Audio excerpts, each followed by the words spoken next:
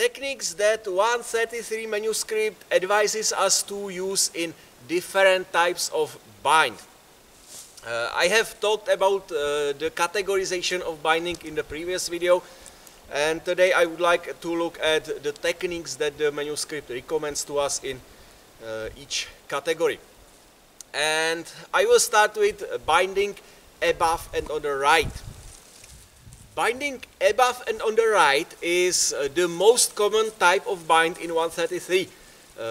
Very many plays end in this binding or lead to this binding. I don't know if it is just the nature of sword and buckler fencing, or if it is because the priest from 133 likes this type of bind and he wants to go for it whenever he can. I don't know.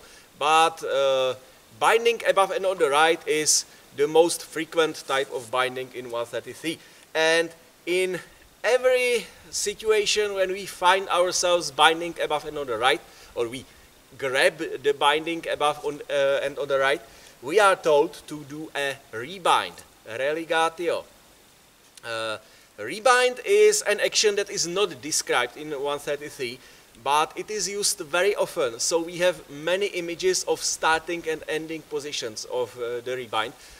So I can say pretty confidently what it is about. So the rebind seems to be an action of becoming strong in the bind and immediately pushing the opponent's blade down and to the right. So the aim of rebind is to start somewhere high and push the opponent's blade down so that we reach the ending position that is the goal of the rebind, to reach that ending position when our blades are low, but my blade is over the opponent's blade. And this seems to be priest's favorite position because it can be resolved by doing a shield slack, and shield slack is what the priest from 133 does very often, whenever he can, because probably he thinks that this is a very safe way to strike the opponent. So whenever we are able to take the bind above and on the right, we should immediately go for the rebind, and when we reach the ending position of the rebind, then go for shield slack.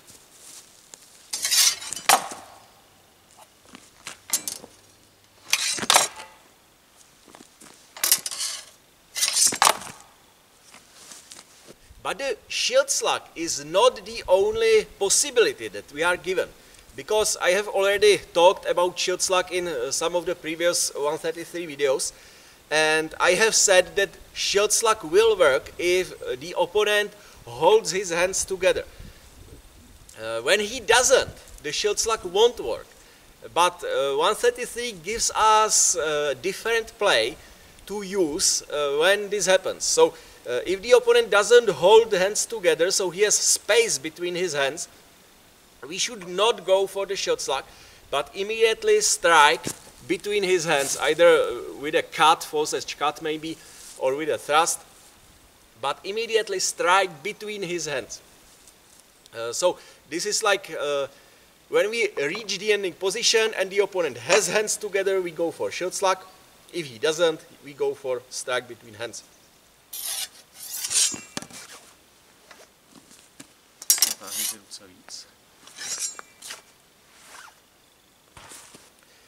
There is one more option, and that is strike over the opponent's hands for his head with a cut or thrust.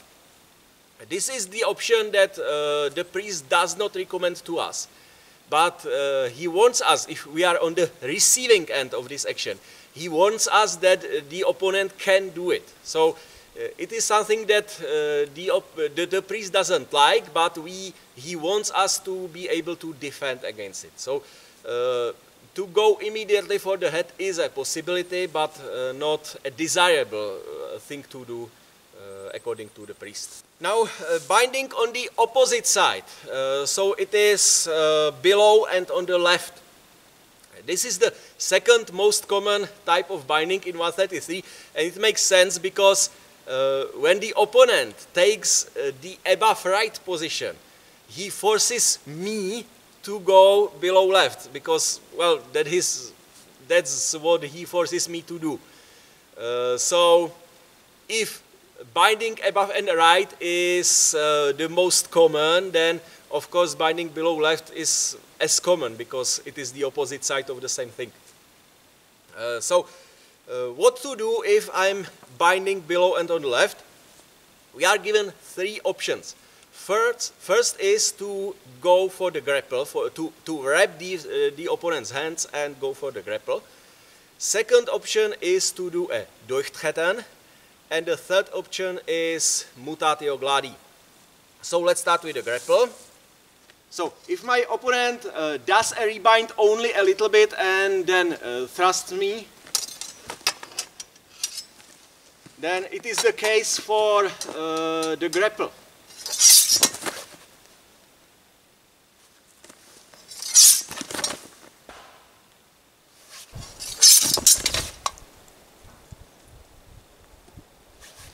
Now, Durchtretten. Durchtretten is a complicated technique because, well, it is probably not complicated much, but it is not described in the manuscript at all. We have just two cases where it is mentioned that we should use a Durchtretten, and it is not described how to do that. There are several interpretations on YouTube, and I am basing my interpretation on the interpretation of the channel Schildwache Potsdam. So what I will explain is mostly not my idea. But it makes sense, and I believe this interpretation matches 133 the best.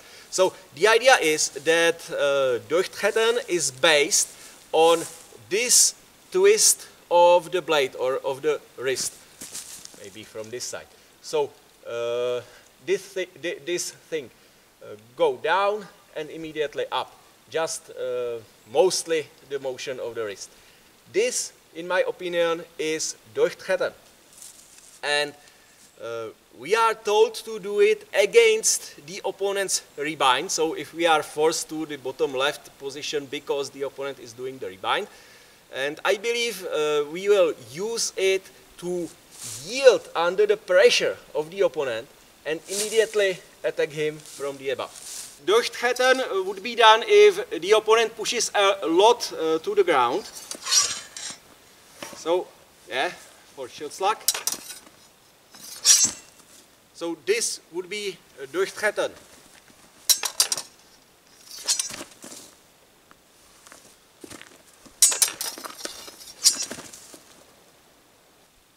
And the last option is mutatio gladii.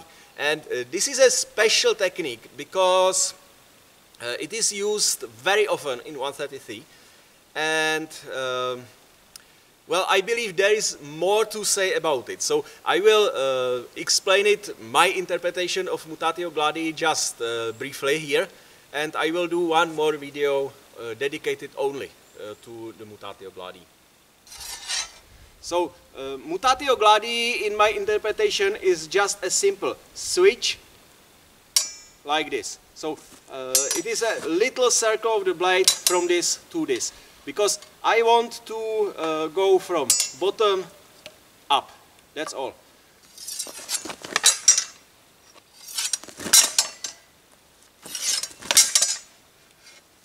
So these are the three options that we are given, and there is one more bonus option that is described later in the manuscript, but I will not talk about it because it is unclear and I am not sure what to think about it. So let's leave just with those three. Now, binding above and on the left. For some time I was convinced that the manuscript does not describe actions for binding above and on the left at all, because I was not able to find any play in the manuscript that would say something like, and now priest is taking the position above on the left and he is advising us to do this and this and this. Nothing like that is there in the manuscript. So I thought that maybe this is the part of manuscript that was lost.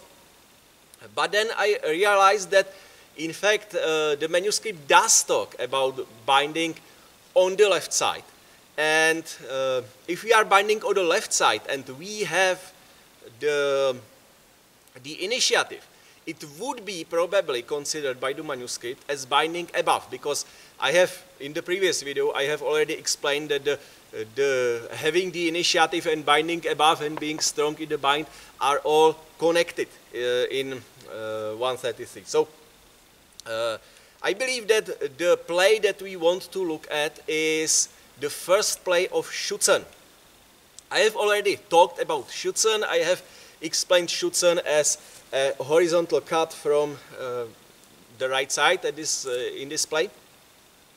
And this leads to a crossing of the blade, which I believe is the basis of binding above and on the left, because we are both in the same situation, and the one who will first act is the one who will be considered binding above and on the left. The manuscript tells us that from this position we can strike from the left side, which I don't know how it would look, maybe like this. We may strike from the right side, again, no idea, maybe it would look like this.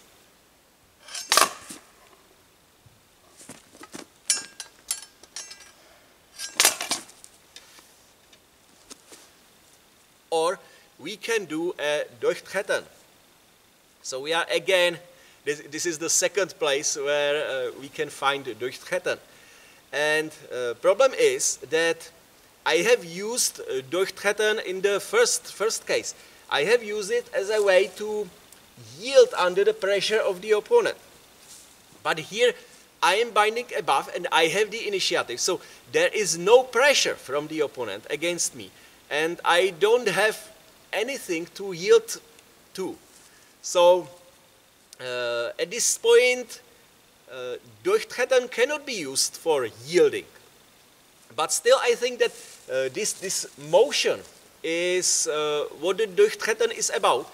And here, this motion is used actively.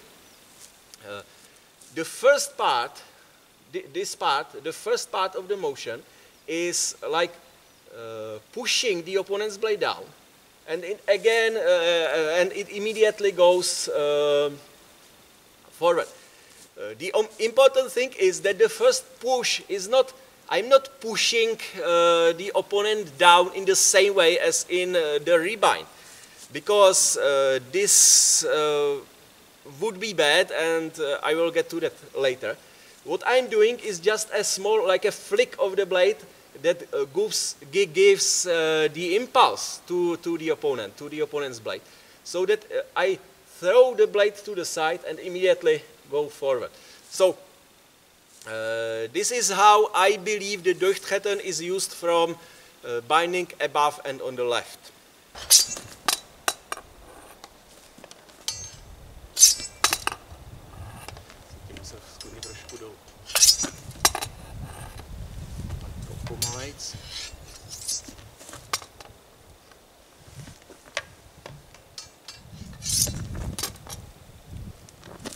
And the final category of the bind is binding below and on the right.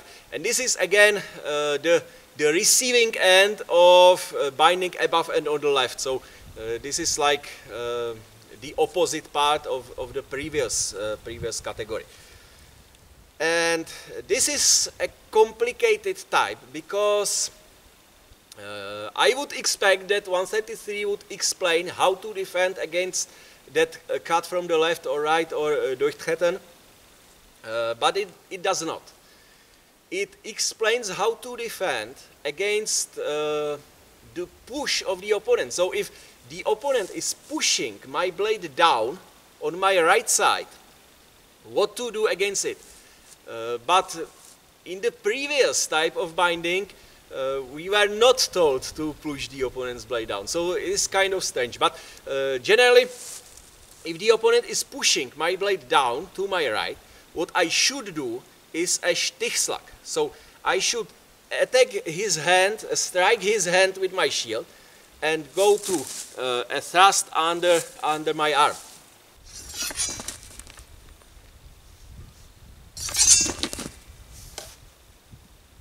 So when the opponent pushes me to my right, like this, it means that I can block his sword hand with my shield, with the stichslack, and this creates me the space for a stich.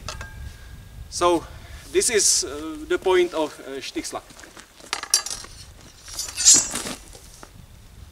So these were the different types of binding and different actions that we are advised to use. Above and right it is rebind and then shield slack or strike between hands. Above and left it is strike from the left, right or Durchtretten.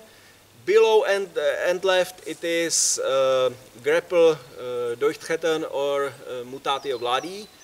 And below on the right that is the stichslack.